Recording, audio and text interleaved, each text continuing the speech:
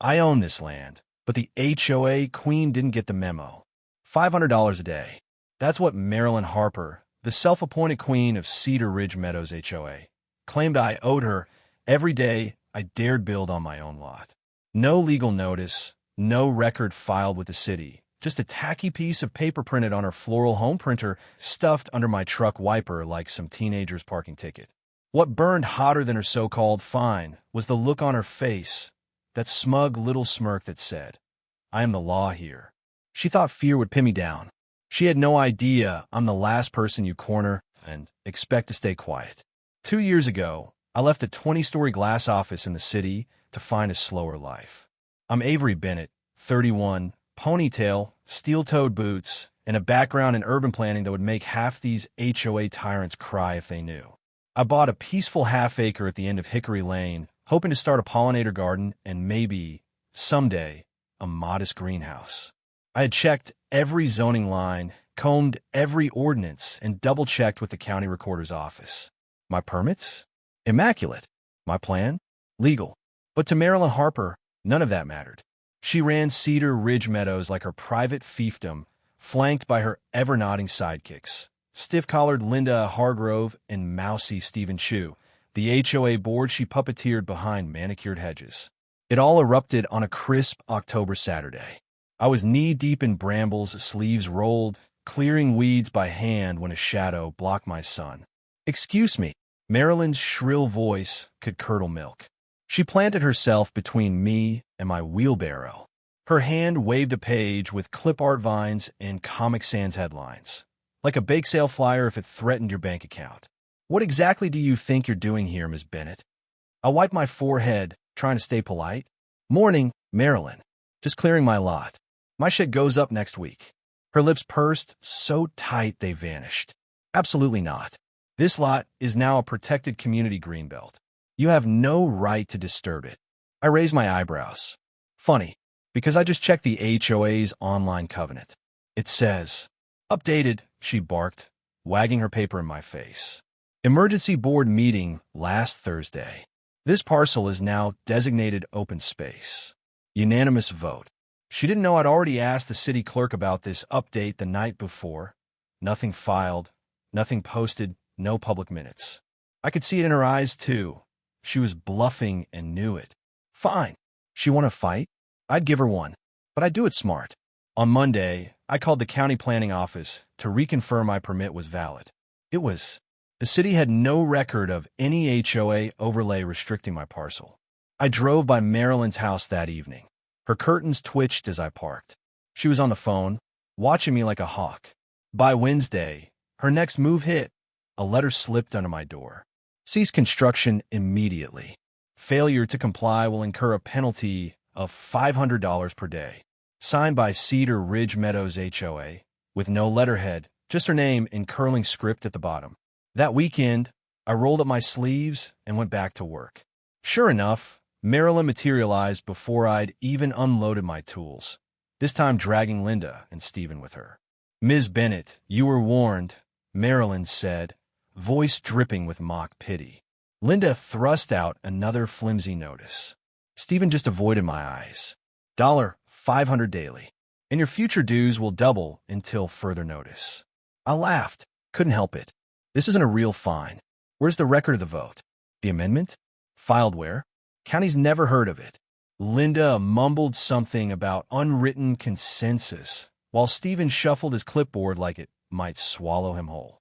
Behind them, neighbors were peeking out their windows. Some shook their heads, others whispered. Marilyn turned, glaring at them like a preacher catching kids passing notes. That evening, my phone pinged. Marilyn had posted my photo in the neighborhood Facebook group. Caption: "New resident destroys Cedar Ridge Greenbelt for selfish project." This is how property values drop. My stomach nodded reading the comments. People I'd never met calling me reckless, a city snob, a destroyer of nature. I walked past two older couples on my street that night. They turned away like I was contagious. I knew I had the law behind me, but my heart still sank at how fast gossip becomes fact when someone like Marilyn fans the flame. By the next week, I'd had enough. I took a personal day, packed a thermos, and drove straight to the county records building. The clerk, a sweet woman named Bethany, helped me pull every boundary survey and HOA incorporation doc. The smoking gun? They're on an official plat map. The HOA's legal boundary ended 47 feet before my lot even began. For 30 years, Cedar Ridge folks assumed it covered my property, but it never did. A leftover chunk the developer failed to annex, now mine free and clear. I nearly laughed right there in the records office. Maryland hadn't just been a rule. She had zero jurisdiction over my soil, my weeds, my plans, or my life. Armed with the proof, I knocked on her door that evening. Her prized rose bushes lined the porch like velvet ropes at a VIP club. She answered, gardening gloves pristine. "Avery, you're harassing me now?" "Maryland, this," I said, holding up the map, "says you and your HOA have no claim on my lot. County says so. My permit stands. You have no legal authority here." For the first time since we'd met, her face cracked. A flicker of panic before she slammed the door so hard I heard picture frames rattle inside. But Maryland wasn't done. 2 days later, a city building inspector named Tony Rivera appeared as I unloaded lumber. "Ma'am, sorry," he said, clipboard in hand. "We got a complaint. You might be building on protected HOA land." I handed him my permit, the boundary survey, even my certified letter from the county recorder. Tony checked every inch, even called his supervisor. Finally, he scratched his head and said, "I have no clue why someone's wasting our time. You're fine. Good luck with the shed." Marilyn went nuclear after that. Her Facebook rants doubled. She started telling neighbors I was poisoning the community's spirit. Someone left a nasty note on my windshield. A few neighbors, though, quietly messaged me, "Hang in there. We know she's overstepping." The final straw came one foggy Thursday at dawn. My contractors, Frank and Jesse, pulled up with framing materials, only to find Marilyn parked sideways across my narrow driveway, arms folded. "No trucks allowed," she barked. "Police are on their way to stop this trespassing." Frank, sweet man that he is, tried reason. Jesse offered to show her the work order. Marilyn screeched about lawsuits and HOA bylaws. I stepped between them, voice low but steel hard. "Move, Marilyn. Now," she sneered, ready to unleash more threats, but blue lights flickered down the street. The officer stepped out, checked my permits, and turned to Marilyn. "Ma'am, if you keep blocking legal construction, we'll cite you for harassment and interfering with a lawful business." Marilyn sputtered, then fled behind her wheel, tires squealing like a teenager peeling out of prom. That night, I sat at my desk, old habits kicking in. I tried so hard to live here as just Avery, the quiet neighbor. Not Avery, the city planning expert who'd written half the ordinances Maryland twisted for fun. But now, gloves off, I dug in. Within 2 hours, I found gold. Cedar Ridge Meadows, HOA hadn't filed mandatory annual reports in 3 years. No minutes for any board votes since 2019. And Maryland had bumped HOA dues by 30% without a resident vote. Illegal under state nonprofit law. I invited a few neighbors for coffee. What I heard floored me. Maryland had threatened to fine a retired couple $200 for drying towels on their porch. She told the Nguyen family they couldn't have a swing set because bright colors lower property value. The real bombshell came from a surprise visitor, Greg Harper, Maryland's husband. He looked wrecked, graying hair uncombed, eyes bloodshot. "Avery, I can't watch her do this anymore," he whispered. He slid a USB across my kitchen table. Emails. Fake meeting minutes. She even used HOA funds to pay for her lawyer. It's all there. The next morning, I called an old friend, Naomi Fields, now an investigative journalist for the regional paper. We'd once blown open a shady condo board's embezzlement scandal back in the city. Naomi jumped on the story like a cat on catnip. She confirmed everything.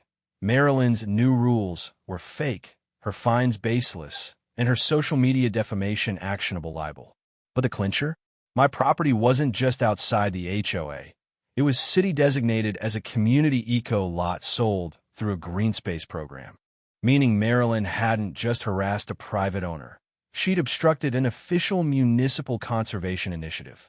By the time Maryland called an emergency HOA meeting to rally the neighborhood against me. Naomi, my lawyer, and a city representative were ready too.